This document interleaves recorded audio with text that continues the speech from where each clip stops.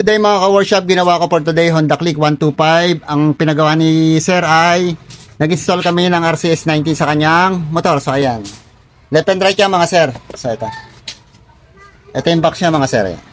So na-install namin dito sa kanyang Honda Click. Tapos nag-quick throttle din kami.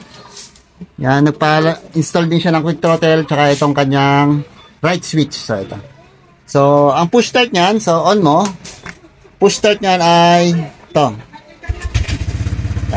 Tapos kill switch. So, yun ang function niya. Itong dalawa, para to sa hazard. Ngayon, hindi na lang pinakabit niya sila. Tapos ito para naman sa passing ng kanyang headlight, hindi na rin niya pinalagyan ng wiring. So, ito lang sa push start tsaka sa kill switch ng kanyang motor. So, yung mga sir, no, kapag sa parking to, no, mahihirapan nakawin to, hindi alam kung paano yung push start. So, yung kahit ako nalito dito.